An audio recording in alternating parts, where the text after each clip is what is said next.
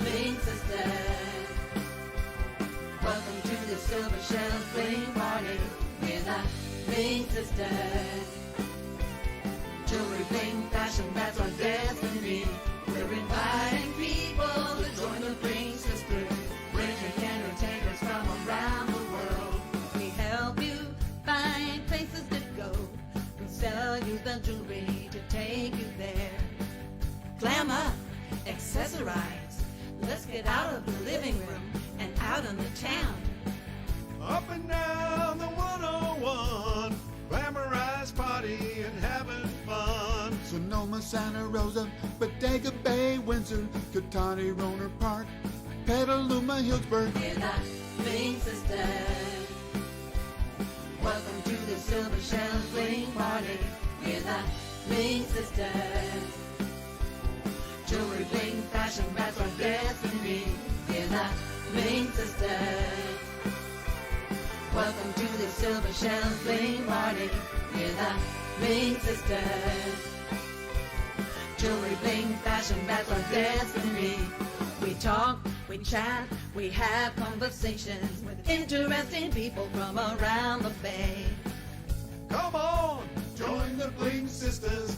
Let them sell you jewelry that'll make your day. We're the Bling sisters. Welcome to the Silver Shells Bling Party.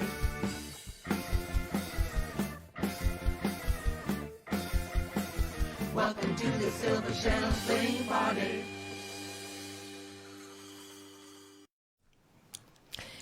Hello, everyone, and a happy Thursday. I'm Silver Shells, I'm Cindy Jenkins. and we are The the Bling Bling Sisters. Sisters. And welcome to our show, Silver Shells Bling Party. And as you can see, we are uptown today. We have new equipment. We do. We have headphones and a little Well, we had mixing. headphones before, but we're implementing some sound equipment that's helping us with the audio quality of the show. Sound very equipment. So exciting. hopefully everybody can hear us okay. And if you have any comments, go ahead and make them in our comment box. Cindy and I are two women from Sonoma County. And we started with an online jewelry show back last year in November. We're up to our anniversary, our year anniversary. We are. And We passed it. we did. It was Okay. November 14th. We didn't celebrate. Anyway, so December 1st, we decided to start interviewing people. And so far, we have interviewed 92 people on our show since December 1st. And today we have number 93. So Cindy and I enjoy it. We interview actors, musicians. Oh my Of gosh. Different genres. Developers, record producers, promoters, radio hosts. So we're kind of interviewing a triple threat today. He's a producer, musician, and bass player. So I think we should bring him in. What do you think? Don't we have a spotlight? Oh, Don't you we wanna have talk about the that? local spotlight today? Something new. It's new. We're going to be featuring a local musician every week for 2 minutes in the middle of the show. So stay tuned. It's going to be fun, and we have some people in the wings that we're bringing onto our show, but we do have upcoming, besides Fabrizio Grossi. Oh my gosh, listen to me trip over my tongue. And so we have Birdleg Pittman coming up, Yes, we do. Rudy Colombini, Rudy, Ms. D. Logwood, she's great. Troy Redfern. And I'm just gonna put it out there right now. We are looking to get Elmo Shropshire on our show on December 23rd. So We're trying. we are doing. we're making an effort. So if anybody knows Elmo, tell him that the Bling Sisters are looking for him. We'll find him no matter where he is. Okay. No, I'm kidding. Okay, so we're bringing on guest number 93, Fabrizio Grossi, and we're going to call him Fab. Can we call you Fab? Absolutely, that's what everybody's calling me. So. I love it. Absolutely. So you were born, so you're a producer and a bassist, and oh my gosh, have been in so many bands. I can't believe it. So, Well, just trying to keep busy. It's the life of a musician. Yeah, exciting, Yeah. So right now you're living in LA? Yeah. Well, actually, I've been living here for like 25. Yeah, about 25 years, pretty much. Okay. 25, 24, 25. So and It's before that but you lived in New York, right?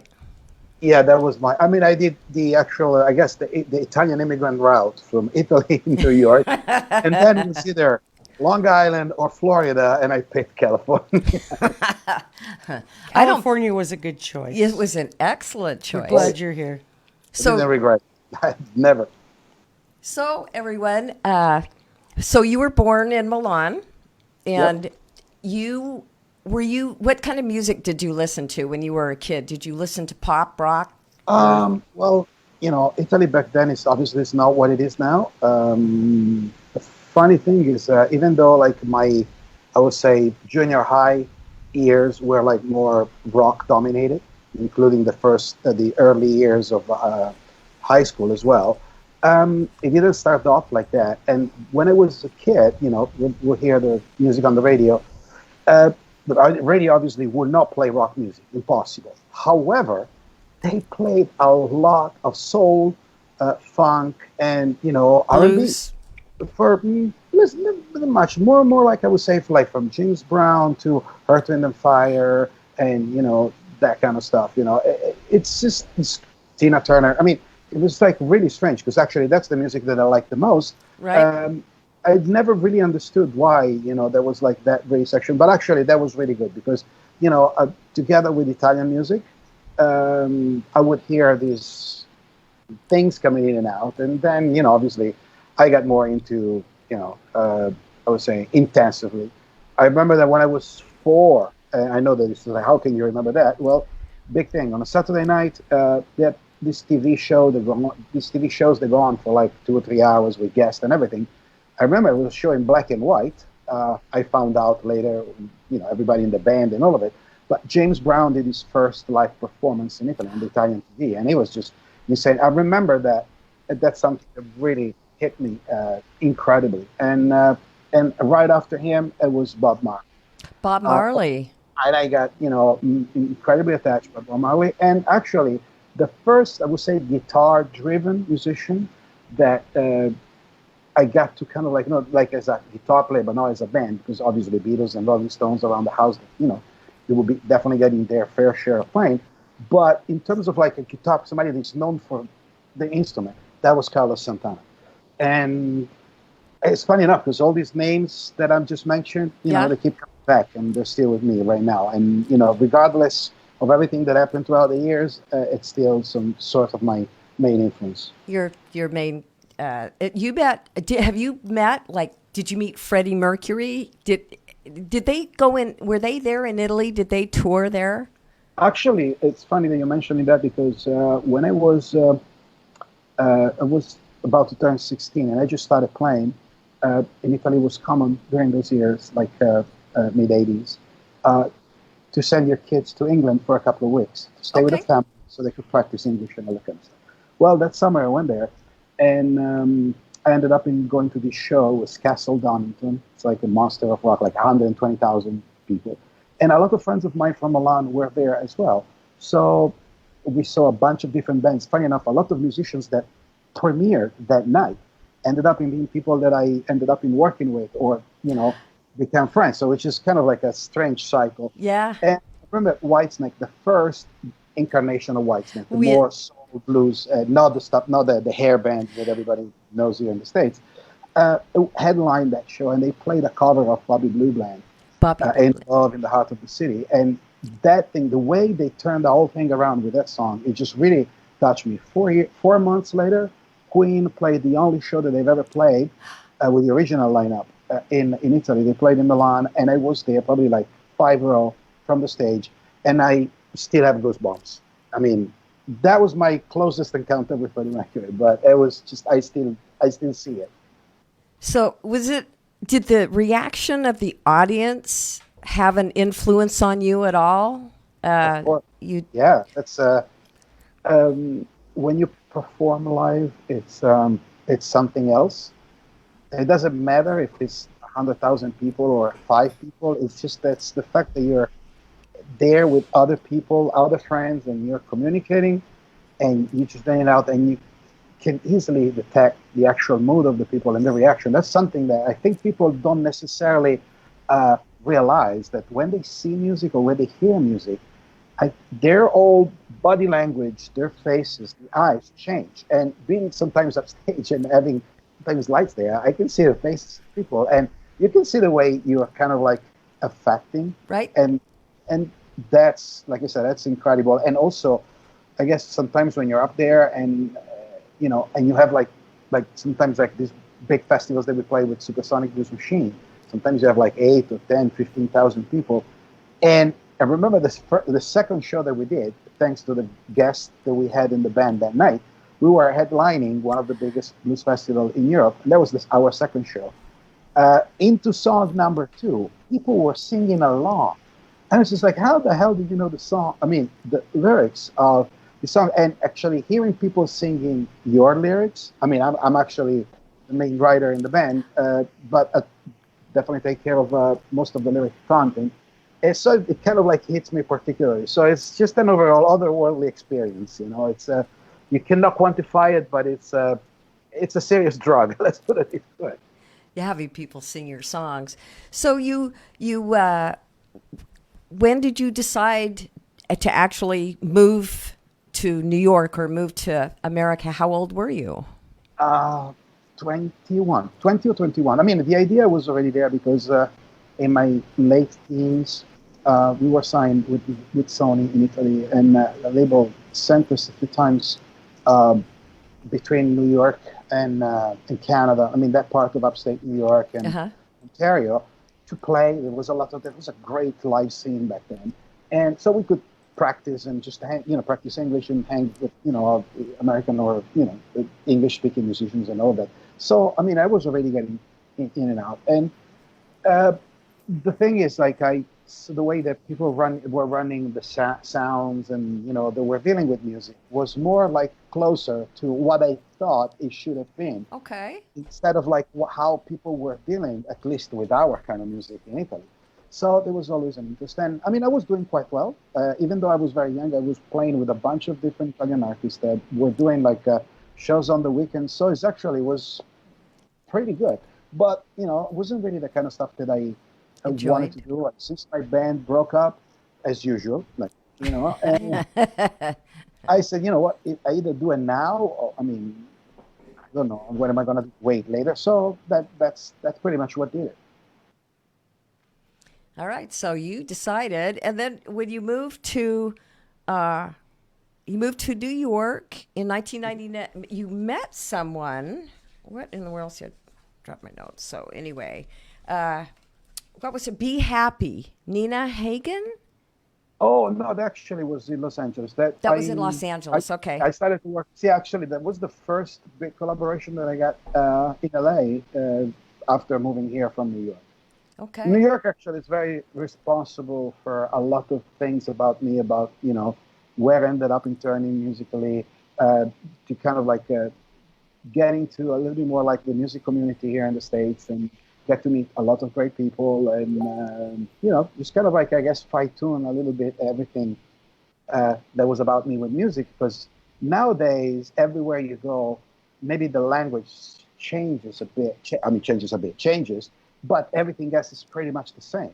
Back then, I mean, it was also a very, I don't know, just like it's not that, it wasn't that common, So I had to readjust a lot of things, but it was a great school and great people. And, then when I came to Los Angeles, I kind of I went more for the public. In New York, I had a great band. We played around the whole tri-state area. We had a great time and all of it. But I guess that was not meant to be what we thought that it was going to be. And I think, after their breakup, it was okay, let's try another move now. So you're self-taught, correct? You didn't take music lessons. You just decided you were going to be a musician? No, but no, because not by choice. I kind of actually went through a trauma, because when I was 16, that I decided that I wanted to learn how to play bass. Um, well, obviously coming from in Italy, European, the whole thing, it's just classical music. So I did an aptitude test at the conservatory for upright, and I got, I got picked up and everything. So I wanted to do it that way, just learning how to. But I ended up with a teacher that was, I don't know how much cursing is allowed on your show. But A little bit. I don't of think. skosh. I think I'm just kidding. no I'm just children kidding. are watching. I would go like from beep, beep, beep, beep, and keep going. And it was just like a very ungracious experience. And to be honest with you, that kind of like got me to scorn the whole education system and everything. It's just like, you know what? If this is what I have to go through to play, this is not new. This is not even teaching, And that's and at the point that I realized that I needed to study and all of that is like when actually I was already playing with my band, and then I came out here, and there was no more time to do that because I was already supporting myself being a musician. So I either do one or do the other. But that's why throughout the years I've always been very involved with music education. Not myself, obviously, but I do classes for music productions and music business and all of that, sure. But in terms of like bass or something like that. Sure, somebody wants to see what do I do when I play, fine. But I'm saying I've been always very attached to music, music education in school. I've partnered up with several different international departments of Berkeley, one in specific in Mexico, and to create like an atmosphere. And I was able to bring some of the biggest musicians, that we have here in the States, from Chick Corea band, from Steve Vai to Eric Margenthal, Jack White, and all these people going down there and sharing their time. How fun! It's the thing is, for me, like I said, it's very important to have people when you have a teacher that inspires you and and moves you. When you don't need Joe Jackson like dance and or shut up or practice. And if you might be a great musician yourself, but that doesn't necessarily make you a great teacher. Right. And having lived myself on my own skin, what it means dealing with bad teacher and a bad concept around education, always trying to kind of like give myself a goal that wherever was possible for me to collaborate and in an environment that will help students to achieve their maximum, and really learning something instead of being put down or disrespected. Forced to learn one way. Abused. So we are going to watch a video, and Cindy's going to introduce it. It is Soul Garage Experience right down below. It's the official video. Do you want to tell us a little bit about that before we roll? Sure, quickly. Well, Soul Garage Experience is my solo band. I call it like that because I really value the guys that are playing with me, even though it's a rotational musicians. So I needed to give them a credit. So I think it's a pretty cool name. It is. Like I said, it's my side project. It's something that I wanted to do for forever and never really had the opportunity for one thing or another. This is like where I kind of like get to develop my black music lover side. Supersonic Blues Machine, of course, it's blues-based music, but on our second record, I was tending to go a little bit more too funky, too soul and everything. And that was more me than the rest of the band. So I decided that was not good for me. It was actually not even wise to impose that to the other guys. I decided to take it on me and got a bunch of great musicians, Stephen Perkins from James Addictions and Derek Tay, Diamond Mix, and Alistair Green, and a great slate of other musicians are recording with me. The first four that I mentioned are part of the live band. And this is a socially themed record. All my lyrics with Supersonic are always very love, understanding, peace, unity, and all that kind of stuff, very hippie.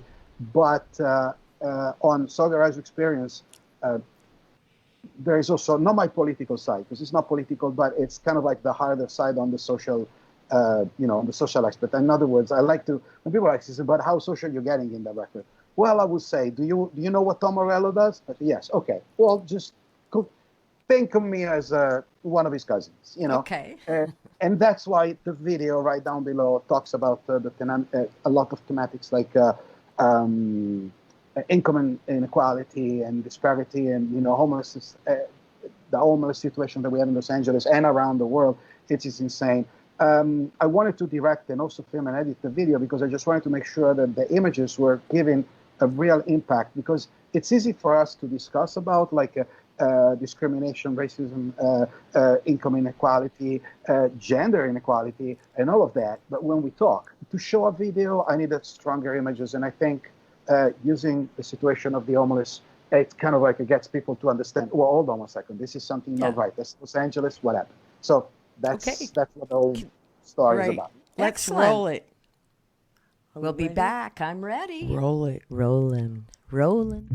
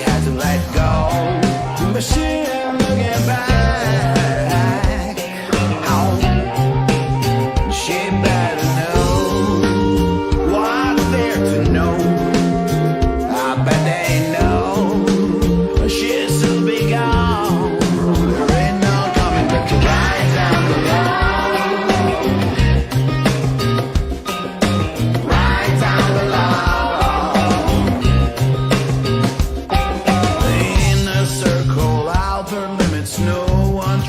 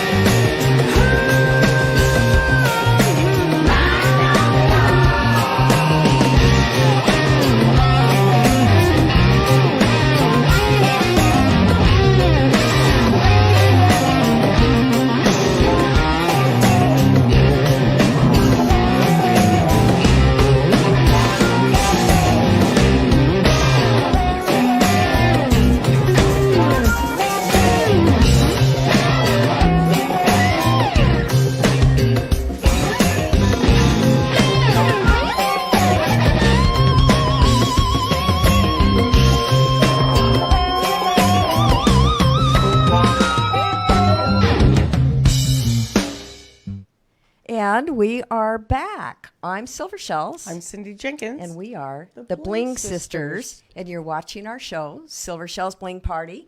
And we are interviewing people from all over the world, musicians, artists.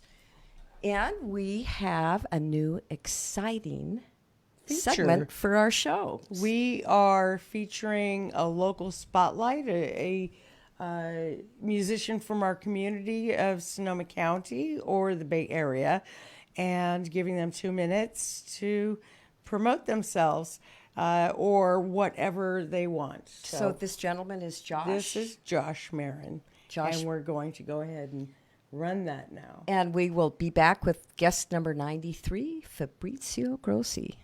All right, here we go. Here we go. Hi, fellow supporters of the Bling Sisters. My name is Josh Benson Marin, and I'm a pianist and piano teacher in Santa Rosa, California. I've been playing the piano for more than 20 years, and I have performed and accompanied for churches, musical theater, and private events in the Bay Area. And I'm offering piano lessons to students of all ages here in Santa Rosa and around the world. You can now take online piano lessons through Zoom. So if you or your child has always wanted to learn the piano, or you took lessons in the past and you've been wanting to get back into it, give me a call. My number is 415-342-5161. You can email me at jbensonmarin@gmail.com, or you can check out my website, joshbensonmarin.com.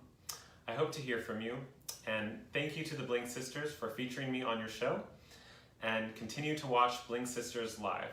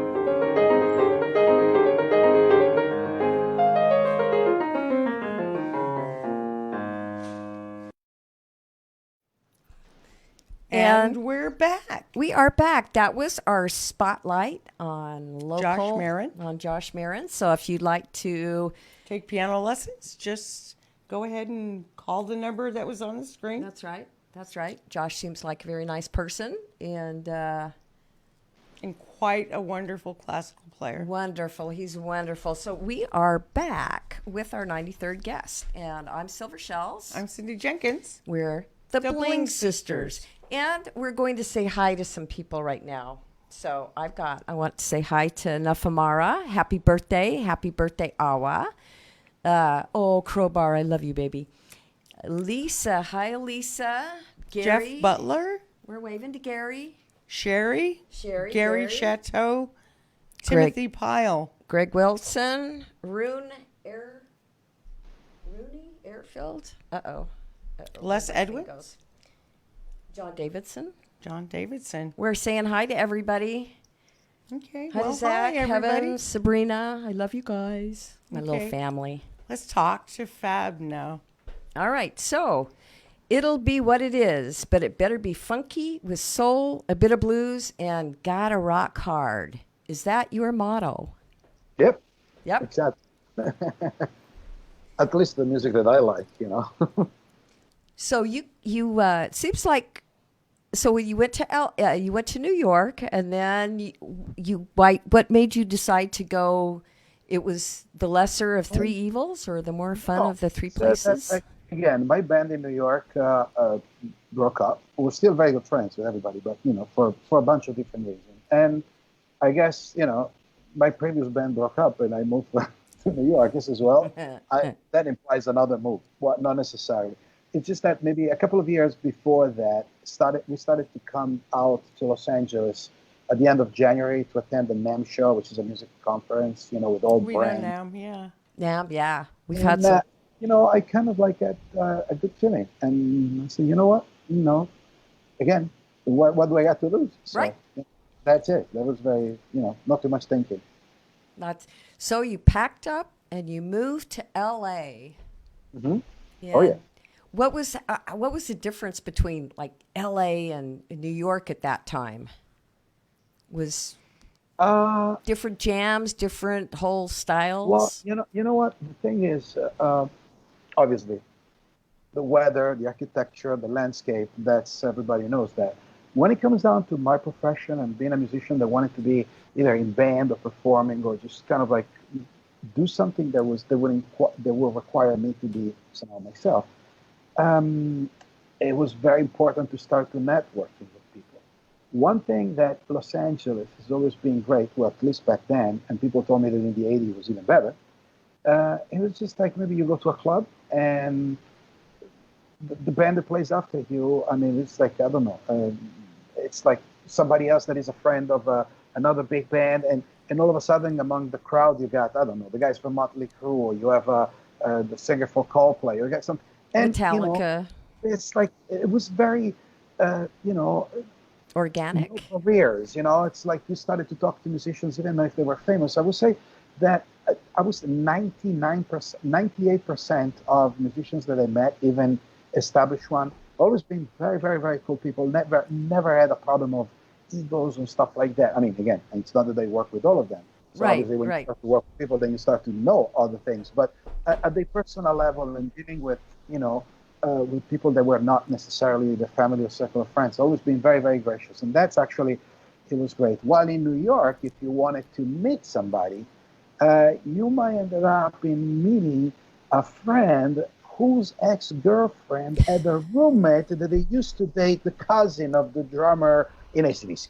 Oh, Right. my. So that was I mean, I'm exaggerating, but Right. I But just wanted to, it was a different thing. In New York, nobody's got time for nothing, and it's just everything. It just needs to happen, and it's just like really, really, really crazy. Always 24/7 on, and it's not really just a place to hang. I mean, again, you can meet people. Don't get me wrong. Also, this type of approach as far as a musician back then for me was still somehow my rock years, and even though I always had my passion for R&B, soul, and all that kind of stuff, those were the years where probably more rock music was playing. And in New York back then, you could find incredible drummers, incredible keyboard players, and probably some good bass players. But majority was like jazz oriented, and even the stuff that was more like the bluesy R&B still had like the jazz element, which is not Okay. really the type of blues that I'm into, or soul. I'm going more like for the neo South, soul. Yeah. Robert Johnson and Hubert Sumling, Muddy Waters, Nice. Ollie Wolf, Okay. and all that kind of stuff. While Los Angeles has always been the most famous instruments, I guess, was the guitar, and all the big guitar players were living here back then. So the overall scene, the overall approach to it, it was just way more like Dynamic. open, more sun, More sun. So you've been in a lot of bands. You've been. Let's see if I can find some of those names. Well, That's you know, funny. yes and no, because I mean I recorded with a lot of bands and stuff, but being actually member of a band, not really that many. Okay. Been kind of, you know what? It's just because since my band broke up in Italy, and then obviously I joined the band in New York. Those were band. I kind of like had an idea that I love to play with other people, but I also like to be somehow independent in a way that if I need to move forward, I want to move forward. Because generally when you have a band, it's like you marrying 4 people or 5 people. And it's already difficult sometimes to get along just with one person. So think about 5. And if you start playing together and traveling together and every day, it just becomes... So I said, you know what? Let's not get too much into this thing with the band. Because the overall thing, like kids, they're getting together from high school and then they form the band and they become successful. Yeah, that's maybe like 1 out of 100. It doesn't really happen like that. A lot of time is actually all business behind it. Yeah. So, sure, I played, I mean, again, so there's experience, my solo band, obviously Supersonic Blues Machine, my main band. I've been in another band with several dear friends of mine called Starbreaker. And Starbreaker. and then was my band in New York, Conspiracy of Silence. But other than that, not really that many. But I believe that the first one, Conspiracy, you probably don't even know. Starbreaker, you probably could still find some stuff out there. So tell us a little bit about Supersonic Blues Machine. Supersonic. It sounds Well, quick. the name actually it should be, I guess, an introduction for what it is. Meaning, it's a blues-inspired music, rock music, but we tend to take it to space. We're not really bluesmen. I mean, I don't know. I mean, I know maybe like two or three guys that can call bluesmen. And they're friends of mine. We work together often, but these are people that have a blues legacy, and also legacy as a person and family in the history. The majority are African American. They have a reason to claim that. Right. I mean, I really don't know how seriously I can write a song about, the pain of, my cupboard is empty or whatever it is. I wasn't born like, Pine Top Perkins or Yuba Summerlin in a plantation in Mississippi. I mean, I'm not saying that you need to go through that to be a bluesman. Because some great ones came after that and they didn't live personally that story.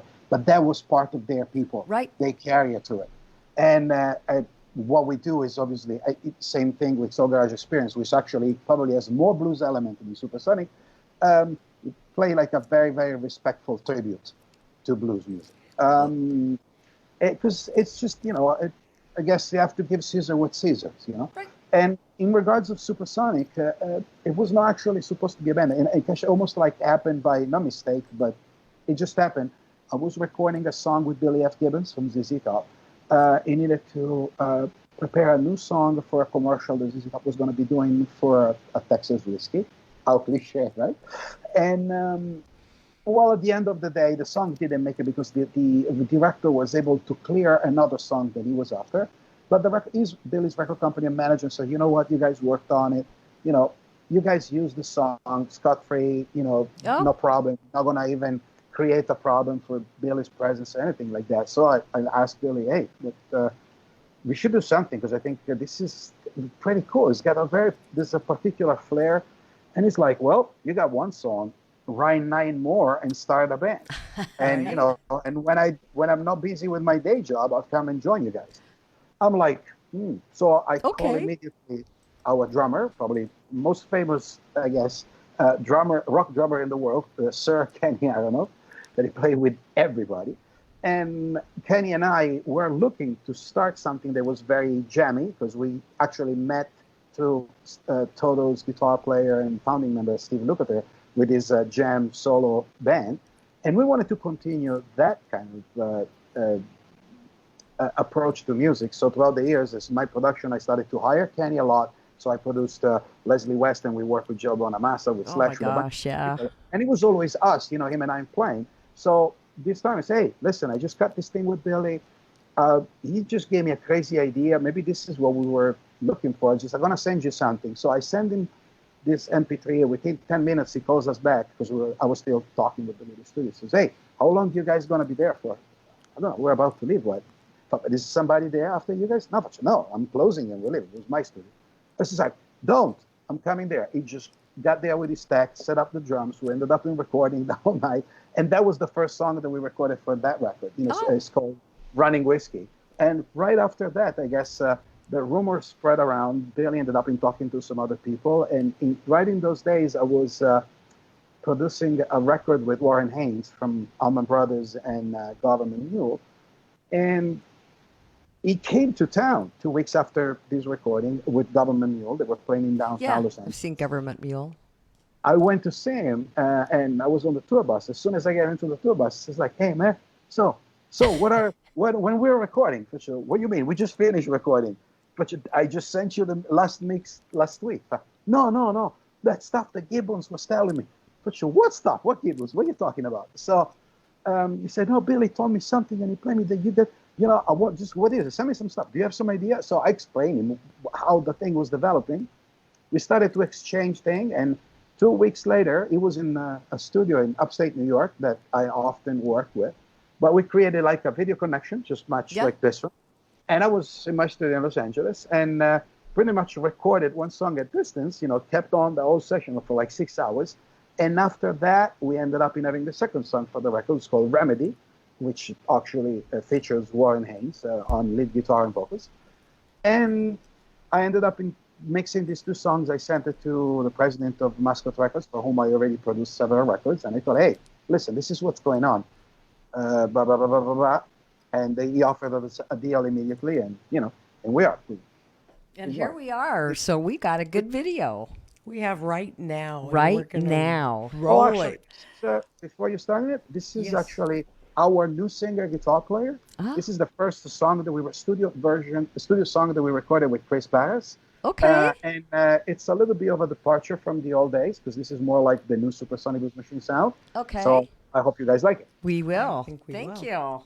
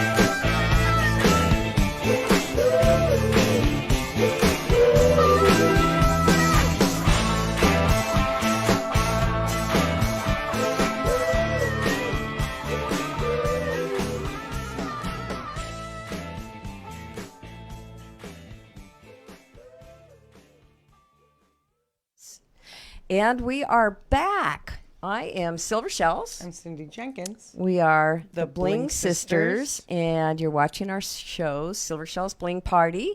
We've interviewed 93 people. This is our 93rd, Fabrizio Grossi. And we've just got finished watching Supersonic Blues Machine right now. So welcome back. How are you doing? Do you want to say hi to anybody? No, to everybody. Okay. Thank you for tuning in. Heike Latti. Heike is our friend from the Red Terry, Cafe. John Davidson.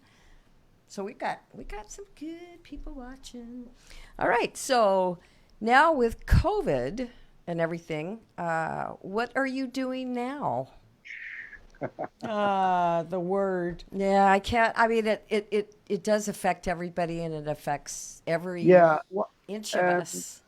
It's really bad. I mean, we had a long theater tour for this year. We have several different festival days throughout the summer, and right about this time, we should have been in China performing 10 shows with the Shanghai Symphonic Orchestra. Brand new arrangements of all our material. Unfortunately, that didn't happen. I'm glad that I'm here talking to you. Yeah, but, we're glad you are too. It's, that was something that we worked on it for a while. So basically what's going on right now is that with our agents, we're trying to rebook everything for next year and for the following one. We finished our new studio record, but I think it's going to be released by the end of May of next year. So we're in the midst of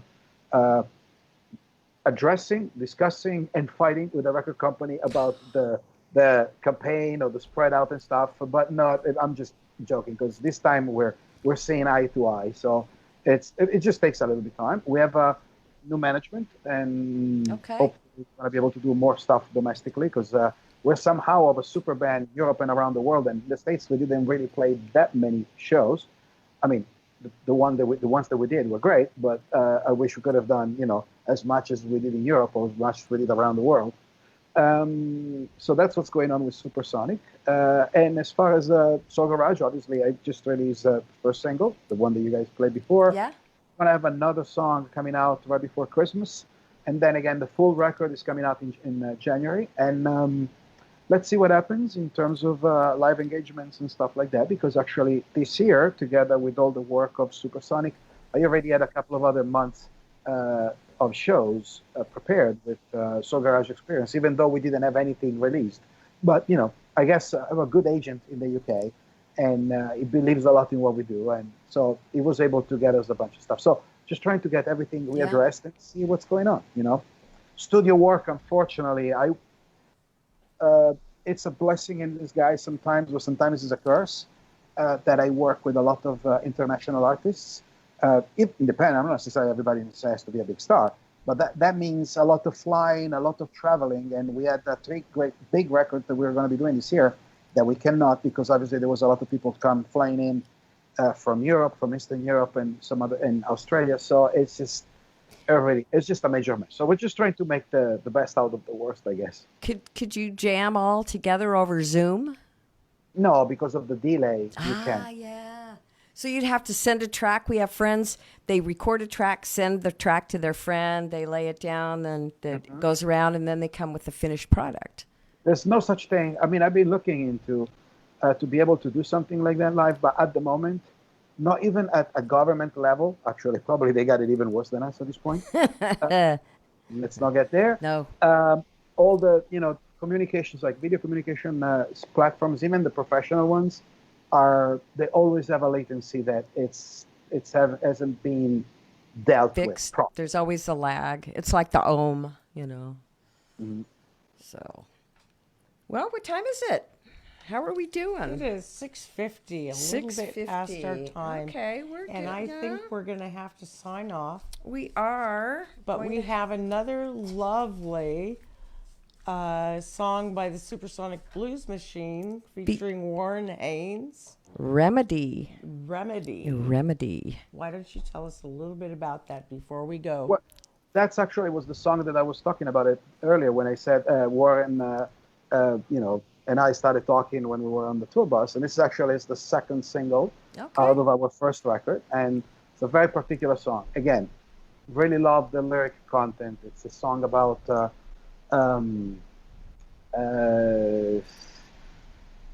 pretty much, just try to, kind of like walk a mile in other people's shoes before you make a comment, and just rely on the things that are good for everybody to kind of like and to create bridges among, in this case, music. In that sense, just let music do the talking. I mean, at least through that we can somehow interconnect and exchange properly without killing each other.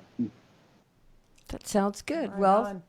all right. let's say So we're goodnight. going to wrap up. We're going to say good night to our loyal followers. Thank you so much for joining us.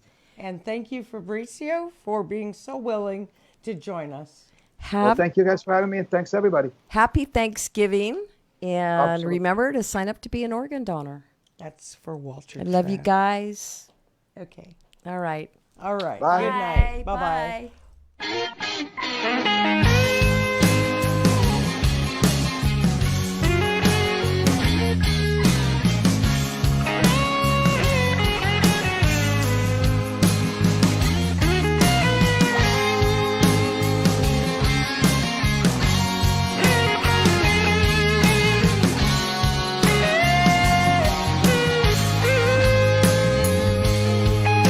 I woke up, another crisis at the horizon, another random fool that hates me being in the zone. And honey, I wish you never get to taste it, 'cause it's bitter than the taste I got from love. It's what I do, it's what I know I need to learn. An inner sentence, it's what I feel would save us all. It's the road that I ain't crossing, it's the wine turned back to water. It's the power of the music to forget about the others. All the winners and the losers all have the strength to move on. Turn it up and let it take you. It's the remedy, my brother.